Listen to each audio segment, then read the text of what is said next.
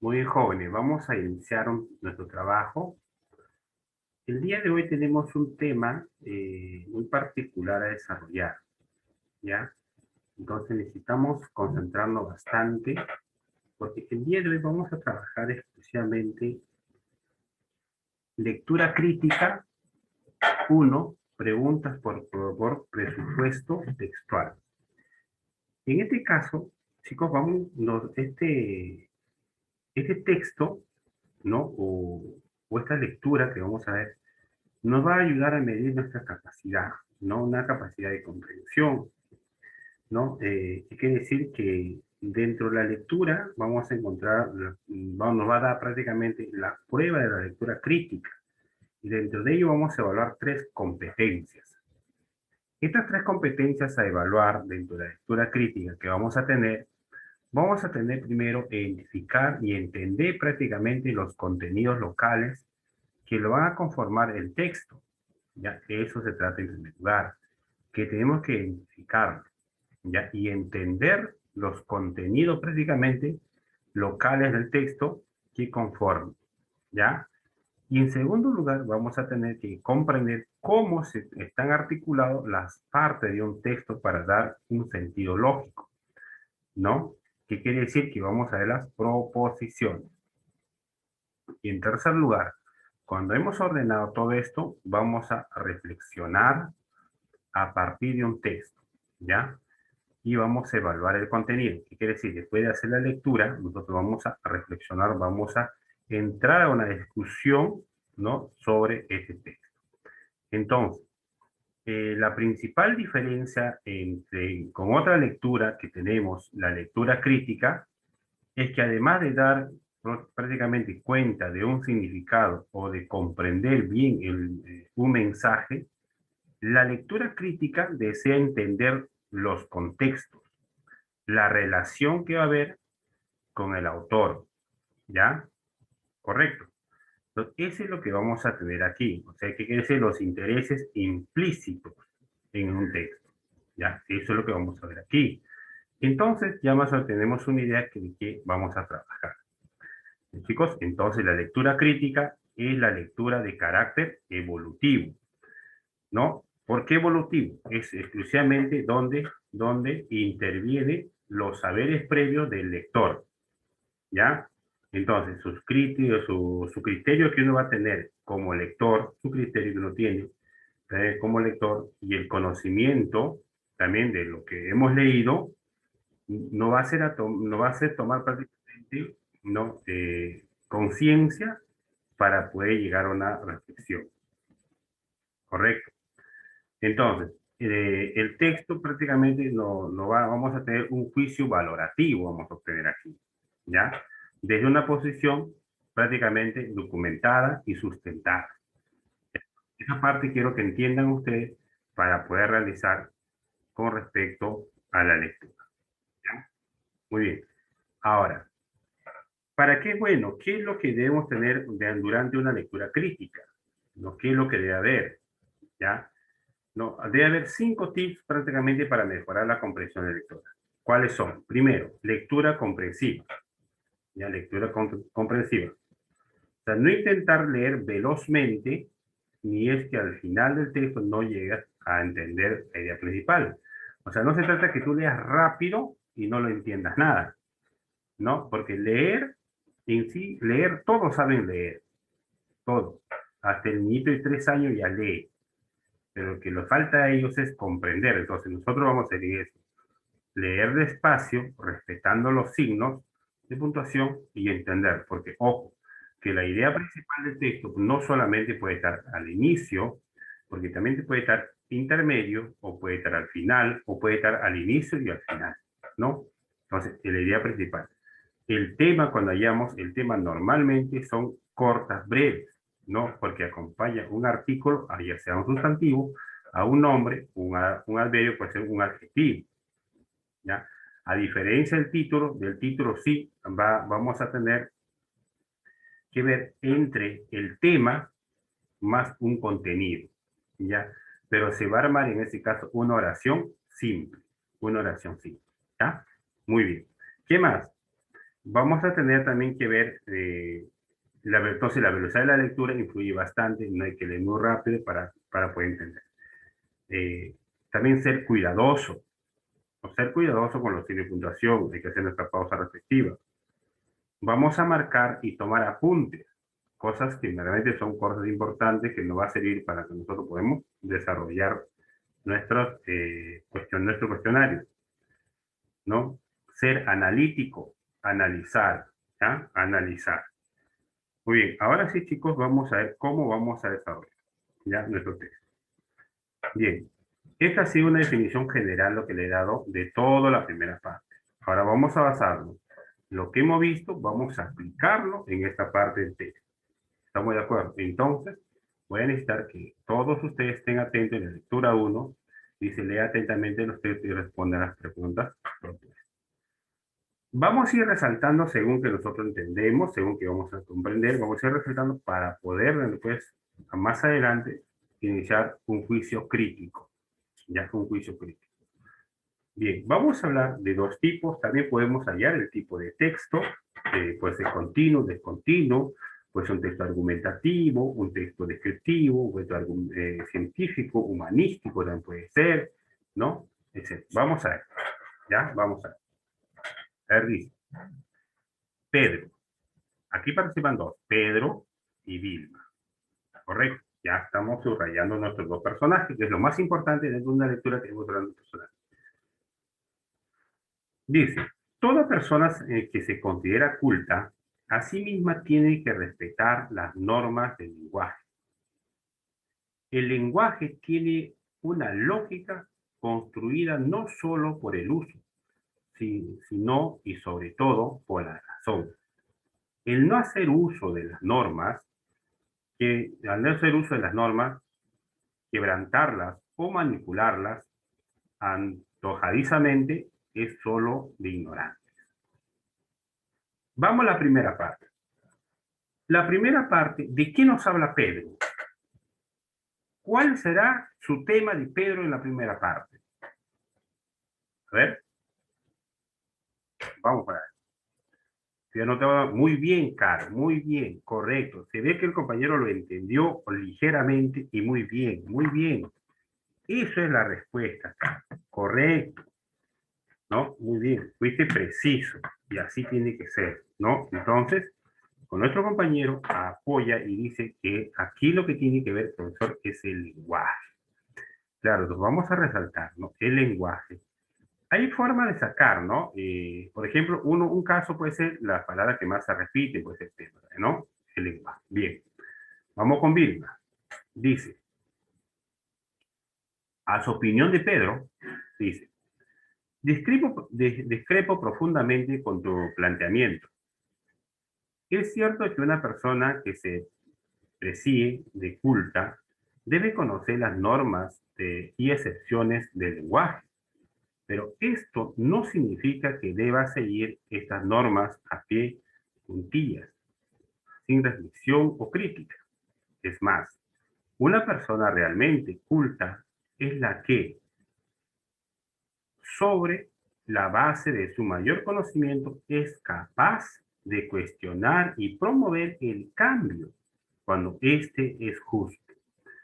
Por otro lado, muchas personas cultas han reelaborado y adaptado el lenguaje, justamente porque lo conocen y entienden sus limitaciones, como es el de caso del gran Julio Cortázar.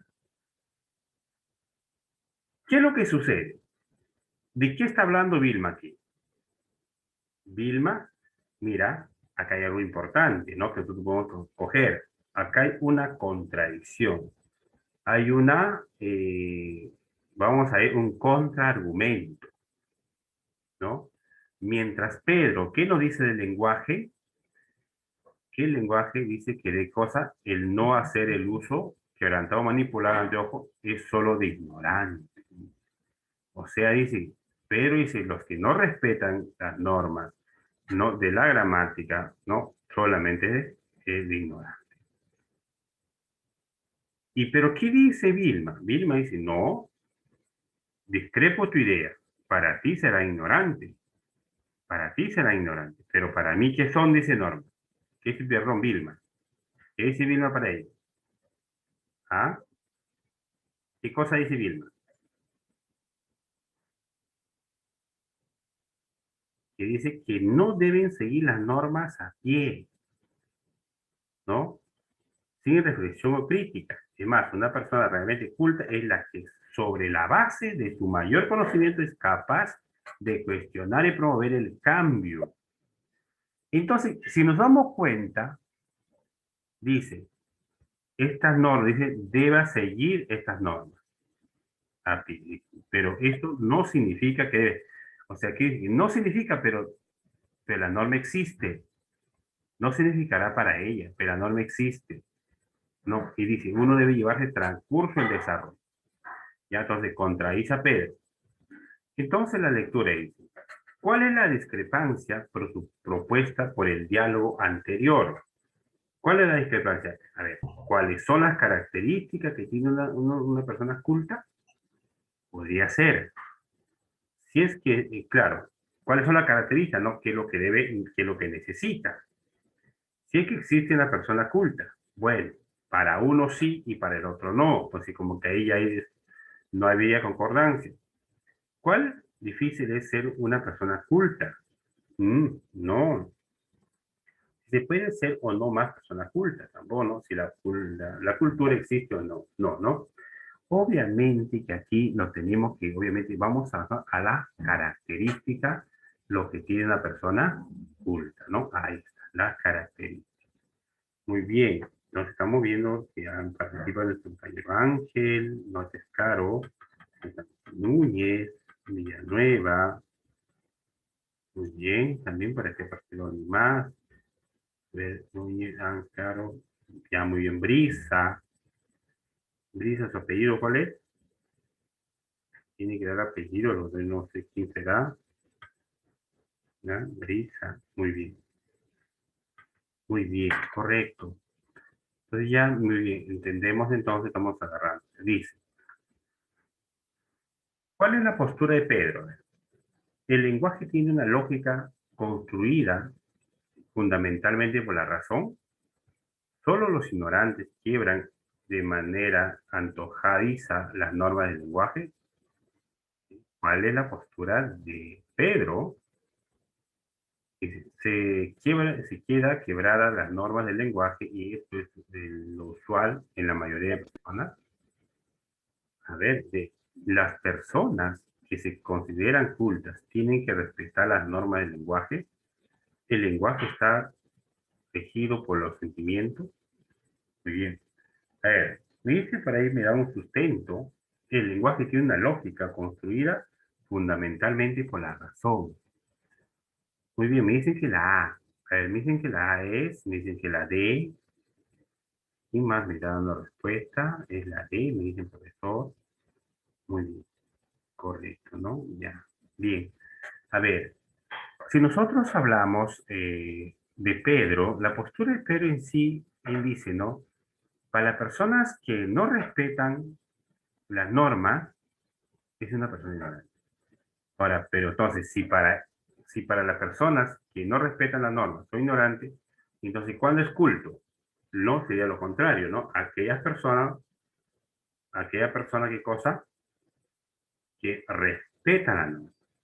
Para Pedro, no está preguntando para bien porque Vilma tiene otro concepto, hablando con Pedro.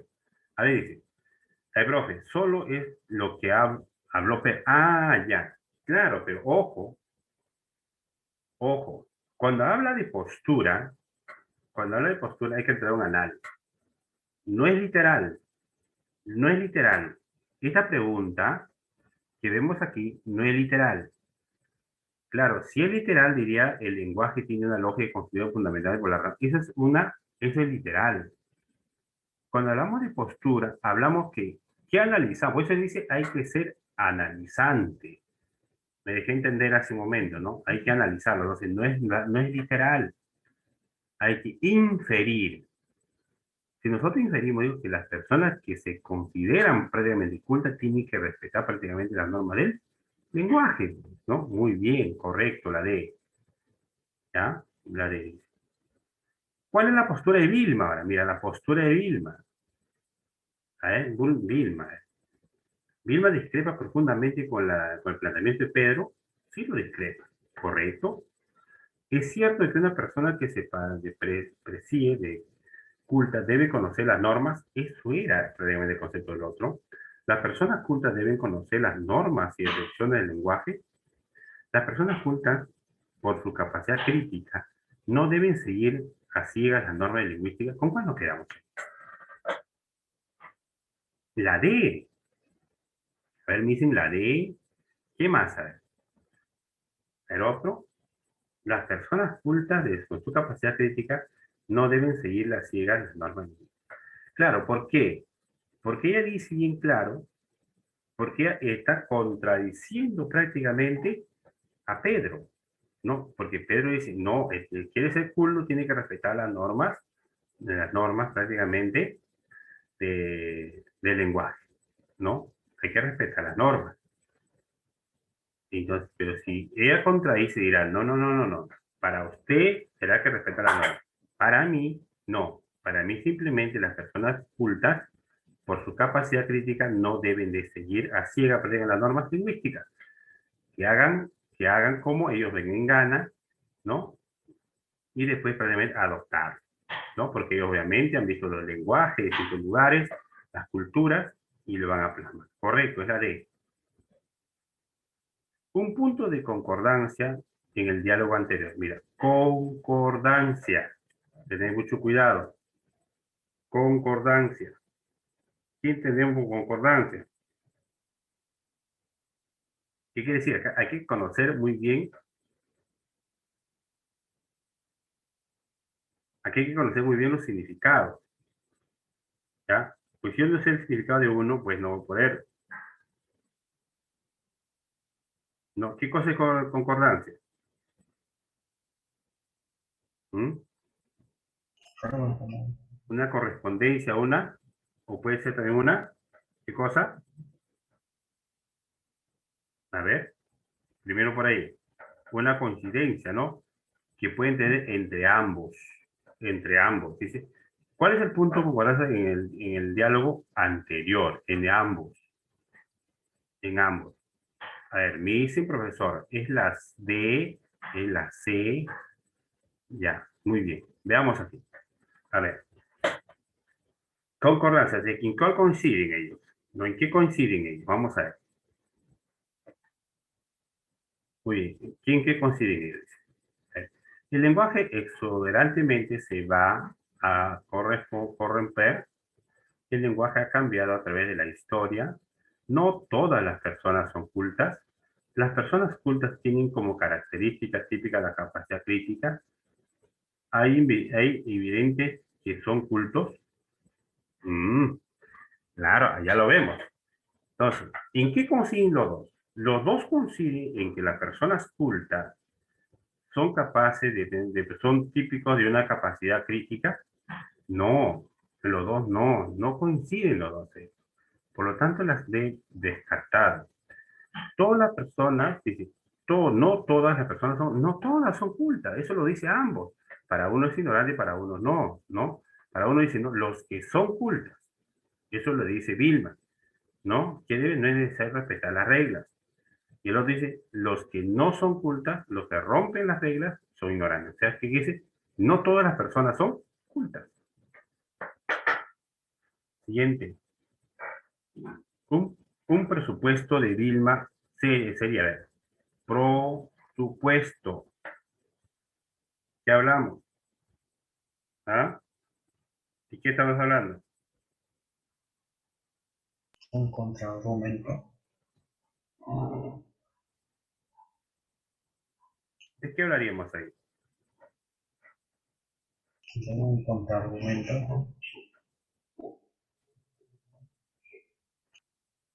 Ya.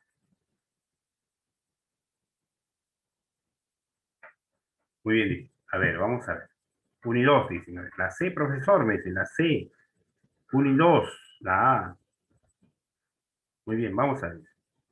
Hay personas, la C me dice, hay personas que podrían no conocer la regla del lenguaje. Ahora, hay personas que no podrían conocer, mm, podría ser, ¿no? Lo que no estudian. Podría ser. Hay personas que no utilizan las normas del lenguaje. Sí hay personas que no utilizan las normas. Conocen, pero no lo utilizan. Es difícil seguir las normas del lenguaje. Es difícil seguir las normas del lenguaje. ¿Qué dice? Dice un pro, presupuesto de Vilma. Presupuesto, perdón. Un presupuesto de Vilma. Es difícil seguir, seguir las normas del lenguaje. Es difícil. No es difícil seguir las normas del lenguaje. No, no es difícil. ¿No? Simplemente hay que aplicarlo. Bueno, si no lo aplica, para todos es difícil, ¿no? Es como si alguien dice en la matemática, oye, es difícil la matemática, bueno, si no lo practica va a ser difícil.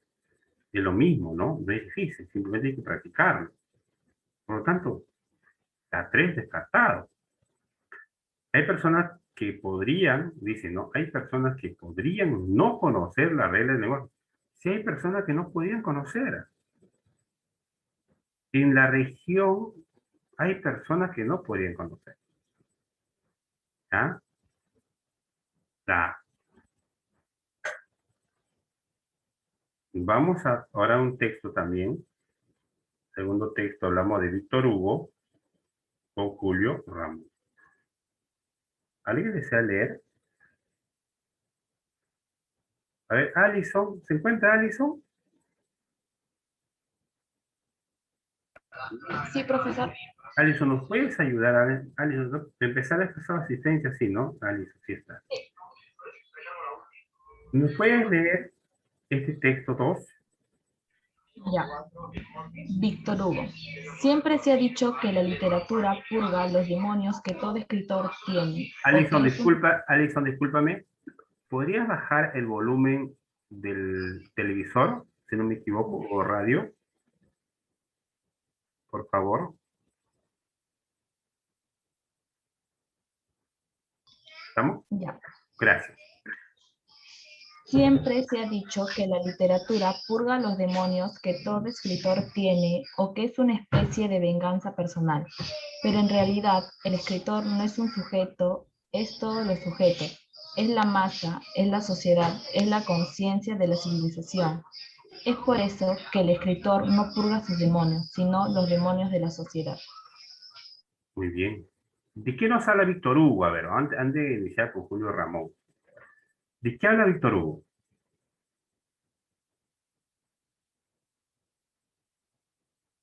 De la literatura, ¿Nos habla de qué? A ver, dígame, jovencito, ¿de qué estabas hablando? de la literatura, De la literatura, me dices de los demonios, me dices de los demonios del escritor, la literatura, la sociedad. Bien, bien, vamos a repasarlo. Dice, siempre he dicho que la literatura purga los demonios, dice, ¿no? Que todo escritor tiene o que es una especie de venganza personal, ¿no? Pero en realidad el escritor no es un sujeto, es todo los sujetos. Entonces, es la masa, es la sociedad, es la conciencia de la civilización. Mira todo esto, mira esto. ¿No? ¿No? Mira, mira, mira lo que tenemos aquí, algo impresionante, ¿no? Por eso, por eso que el escritor no purga, dice, no purga sus demonios, sino los demonios. Muy bien, a ver, ¿qué me dice? A ver, Garro, a ver, muy bien, a ver, Garro, que también está participando Garro, muy vamos a anotarlo, muy bien, de la sociedad, de los demonios, que todo escritor tiene y la especie de venganza personal, muy bien. Entonces vamos a hablar acá de la literatura, ¿no? Especialmente la literatura, ¿no? Aquí vamos a hablar de la literatura y lo demás que hemos subrayado, es prácticamente el sustento que da Víctor Hugo respecto a la literatura. ¿Ya? Es el sustento. Lo que usted me ha dicho, Randy Garro, esos son el sustento de la literatura de acuerdo a Víctor Hugo. Ahora vamos a ver a Julio Ramón. A ver, ¿quién está haciendo? ¿Alison me parece? Sí, Alison. Para que tenga nota, mi actual. ¿Vale? Continúa, Alison. Julio Ramón. La conciencia social del escritor es indiscutible, pero no necesaria. Hay escritores que, por supuesto, lo hacen desde la indignación de un mundo injusto, pero también podemos pensar en aquellos que tienen una imaginación poderosa y que crean más bien desde el interior por la mirada totalmente excepcional o superior que tienen sobre el mundo, ese paso más adelante que tienen escritores y artistas, y que el mundo demora generaciones en poder comprender. Muy bien, gracias. Muchas gracias, Alison. Mira, Julio nos dice, no está de acuerdo con lo que plasma prácticamente Víctor Hugo. No estoy de acuerdo. ¿Ya? Entonces, no estoy de acuerdo, en este caso, que no es necesario, dice que todo lo que habla Víctor Hugo sea. Porque dice, Julio Ramón dice que hay escritores que lo hacen desde la indignación de un mundo injusto. ¿Ah? Y aparte de eso también nos dice que también podemos pensar que aquellos que tienen una imaginación poderosa, ¿no? Y esa imaginación poderosa y que crea más bien desde el interior de la mirada totalmente excepcional. ¿Mm? Entonces, ahí está. Muy bien. ¿Qué más tenemos? Ese paso más adelante que tiene escritor y artista, ¿no? Que el mundo demora generaciones para comprender. Muy bien, vamos a enfocar y esto es la generación.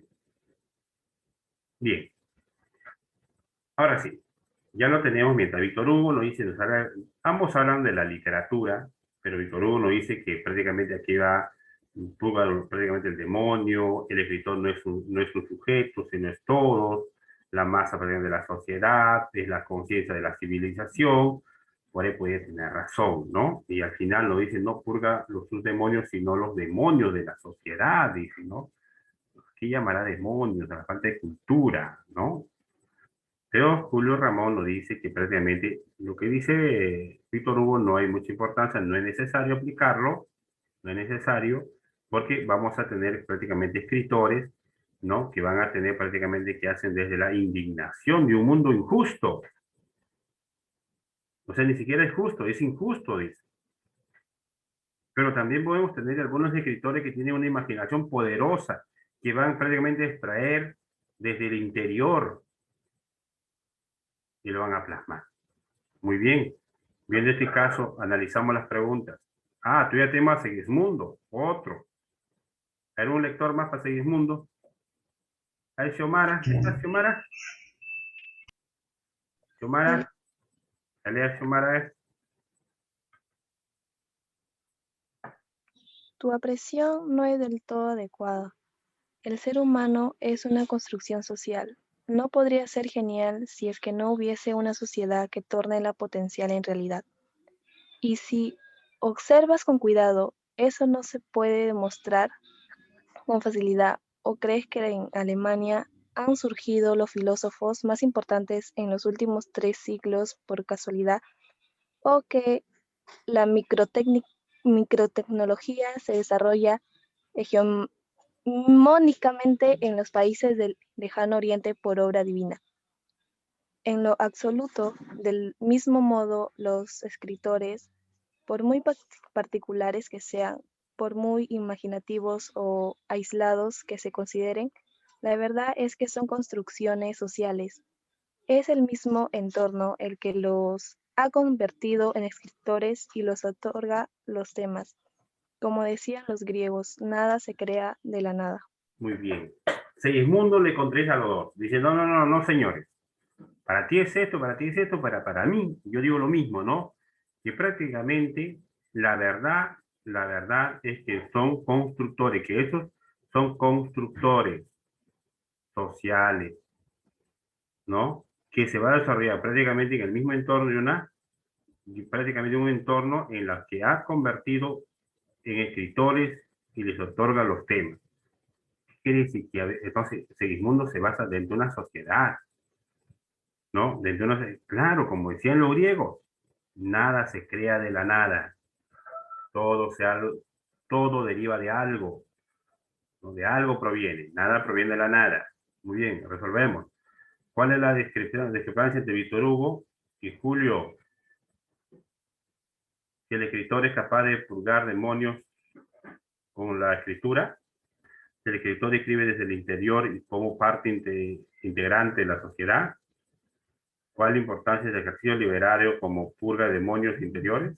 Si el escritor tiene o no demonios interiores, la sociedad la sociedad reconoce al escritor. No, obviamente que vamos a tener algo claro acá, que vamos a decir que va a ser entre Víctor Hugo y Julio Ramón, obviamente, ¿no?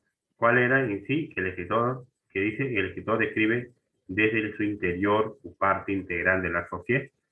Esto vamos a la discusión. ¿Cuál es la discrepancia entre planteada entre Segismundo y Julio Ramón? Si los escritores tienen demonios, no solo tienen, ¿cuán difícil es escribir alejado de la sociedad? El escribir es una actividad que se puede realizar sin influencia en la sociedad que lo produce. ¿Cuál importancia es escribir en la sociedad?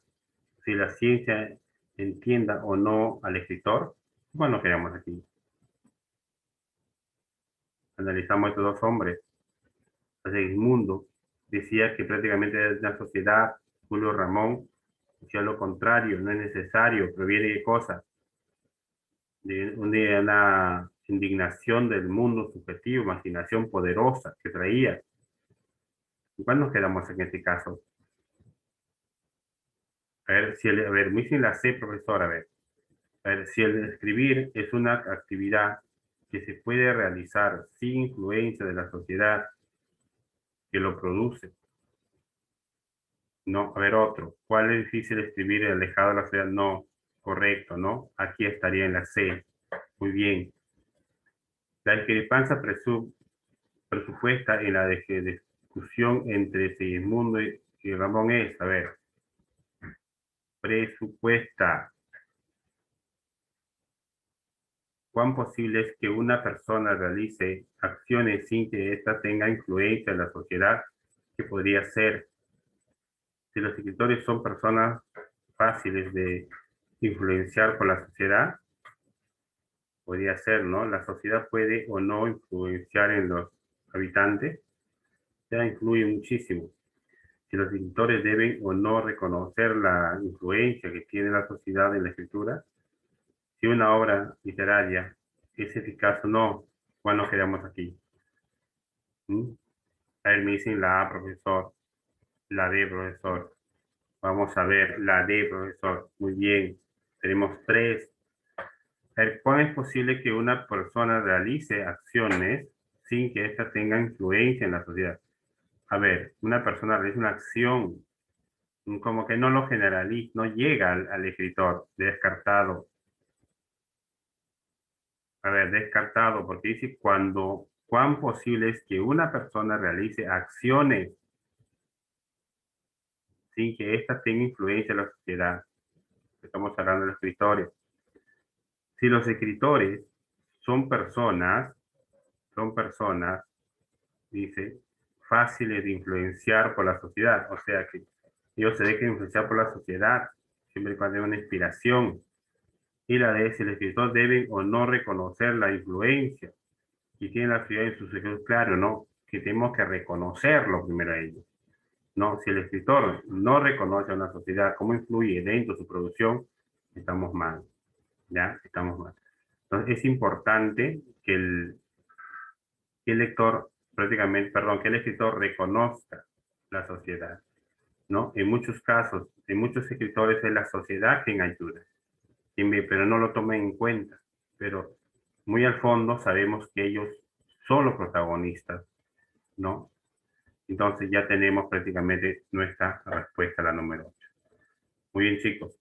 Por acá había un texto algo pequeño, dice, el problema de las Naciones Unidas, prácticamente, es su disfuncionalidad actual. Para nadie es un secreto que que la organización crea luego de la Segunda Guerra Mundial con la finalidad de impedir nuevos conflictos y fomentar la paz entre hoy en decadencia. En este mundo unipolar, la voluntad que rige todo es la de los Estados Unidos si la ONU se opone a ella.